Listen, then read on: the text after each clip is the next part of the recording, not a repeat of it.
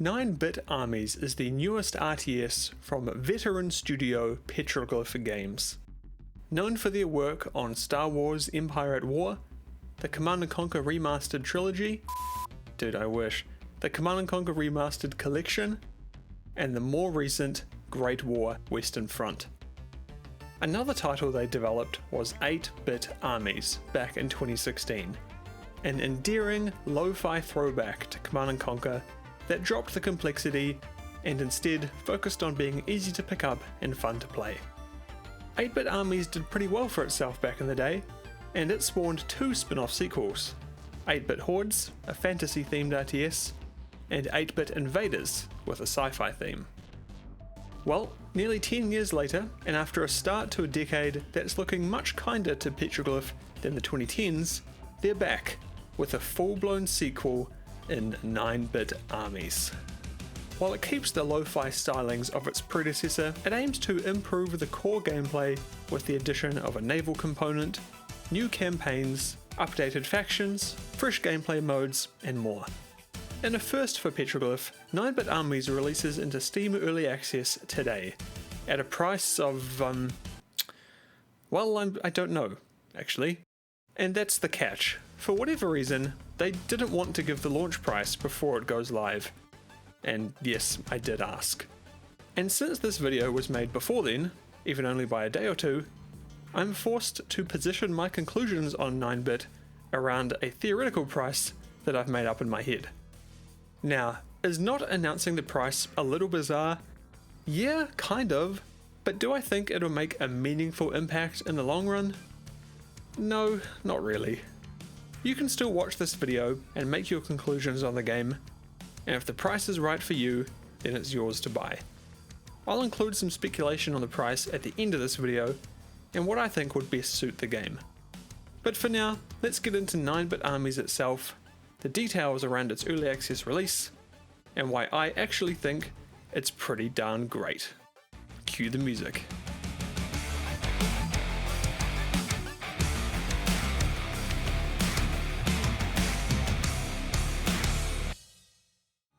Nine-Bit Armies may be a new game, but it doesn't lose any of the endearing presentation of its predecessor. In fact, it takes it even further. Despite being in early access, 9-Bit is very well put together. The screws have clearly been tightened in all aspects, from visuals to sound effects, to voice acting, and to music. Graphically, for a sequel 8 years newer than the original, there's not as much of an uplift as you might expect. But it's an art style, right? And that's not to say that it hasn't improved since 8-Bit. Terrain in particular looks much better, as do all the visual effects and the overall sheen across the units and buildings. And looking at 9-Bit as its own thing, I think the game looks great. The blocky models and buildings retain a surprising amount of detail, and they're all very readable, which was something I was a little concerned about before playing. Overall, it's just a really cohesive look, from the UI to the effects to the units themselves. It's charming and it performs great too.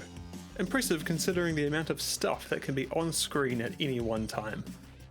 And apart from making me think my computer has crashed on opening,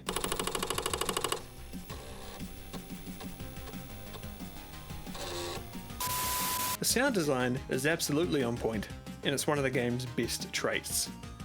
Along with the graphical style, it helps to nail the tone that 9-Bit is going for. The only thing I can really say against it is that I wish the gunfire sounded a little more metallic and less laser gun, but apart from that, it's all great. Also, voice acting wasn't something that I expected to be very good, but it is. There's great variety, and they all sound happy to be in the studio. I particularly like the surfer dude hover tank. It kinda caught me off guard. Yes, got orders. I can get there. But undoubtedly, the best part of the soundscape is the music. Holy, this might be worth the price of admission by itself. Man, Frank Lepacki has still got it, and he's here to remind you.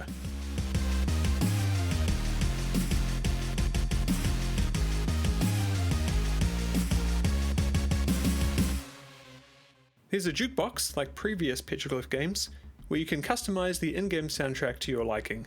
And you can even include songs from previous 8-Bit games if you own them on Steam. Awesome! Also, nice touch adding this achievement when you crank it to 100%.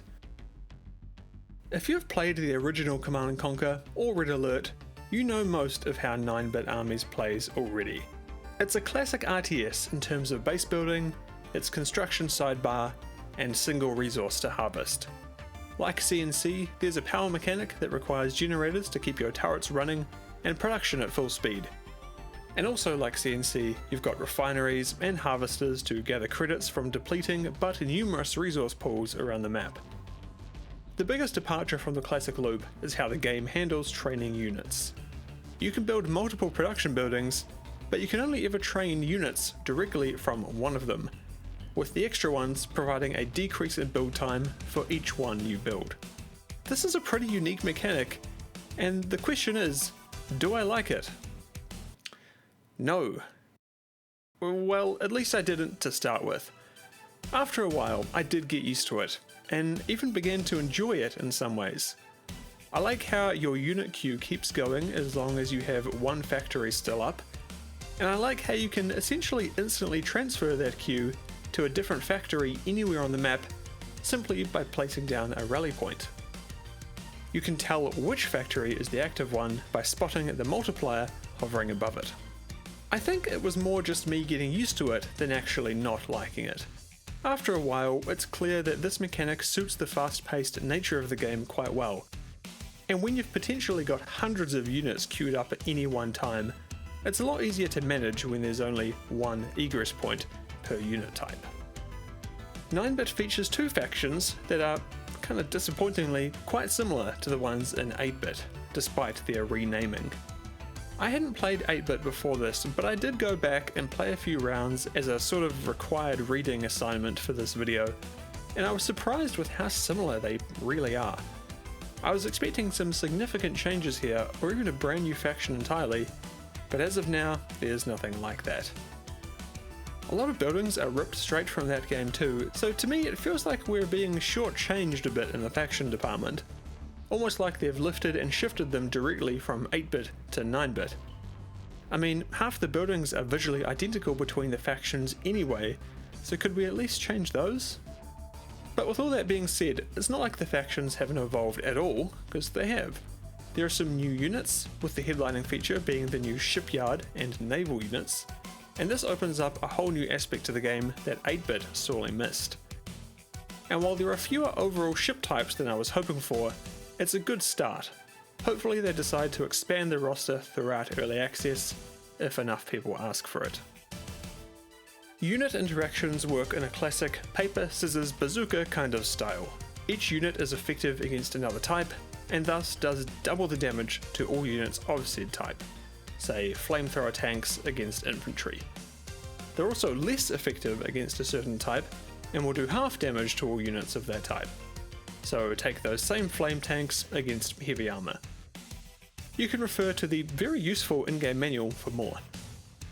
Infantry can also be crushed by heavy vehicles, some specific units have unique abilities, and there are super weapons that provide some significant effects. The shrink ray is pretty fun. It makes any unit in its vicinity teeny tiny and able to be crushed by heavy vehicles, whether they're infantry or not.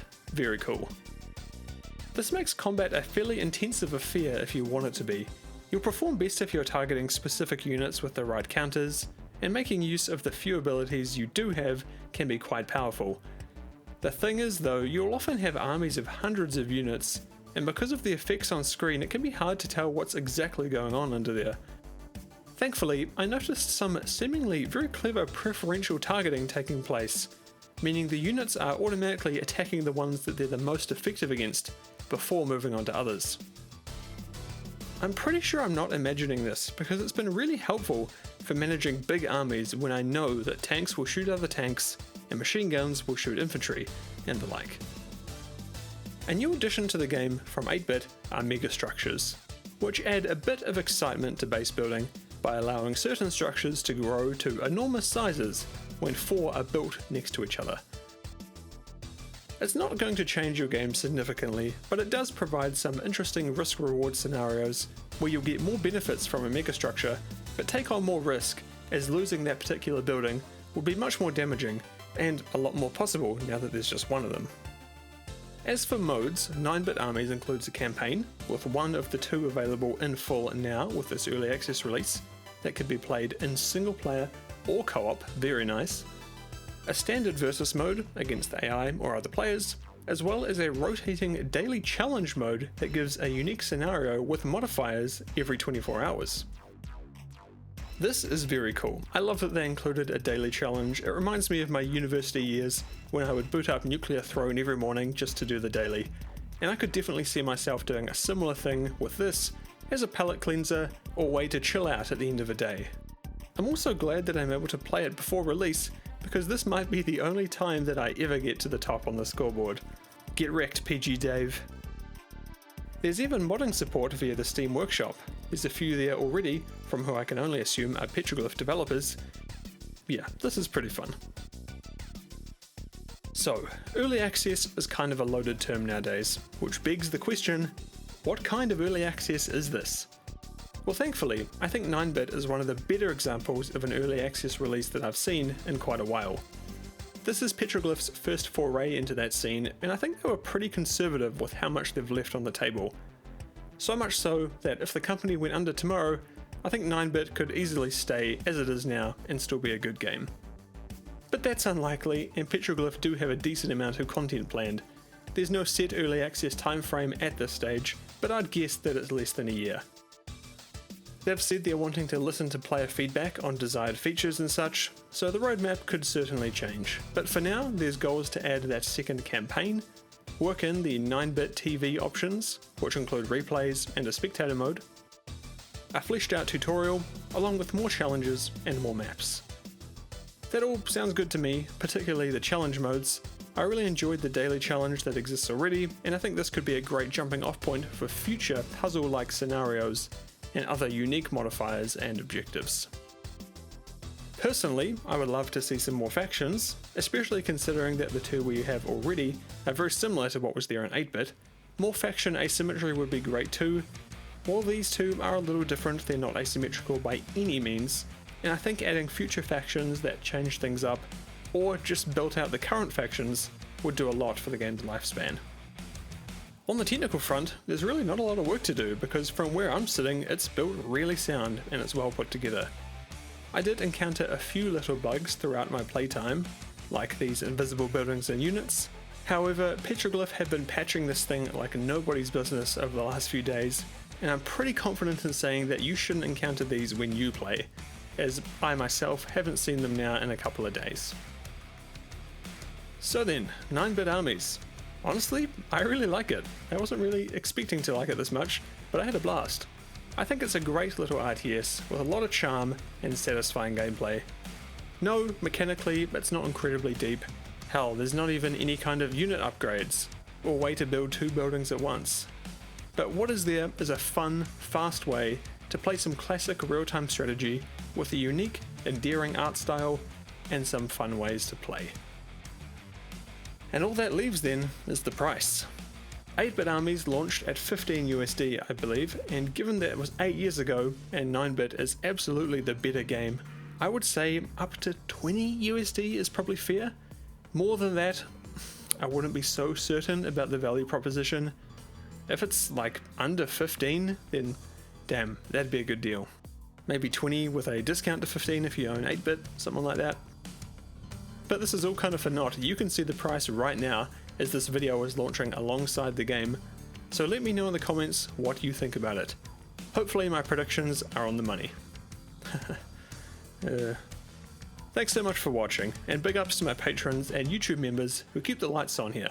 You can become one of said members for as little as $1 a month, and you'll join legends like Dakayo, Bad Ghosts, Sean, Grey Spirit 4, George, Netters, John Kaiser, King Thickums, Pavel, Bram, Christian, Dan, Bishop's Arch, Orion, Das Roofkin, and Cameron, and my Paladins, Johnny, Marika, Age of Cause, Joe, Tank, and Empyrean. So thank you again very much for watching, and I'll see you all in the next one.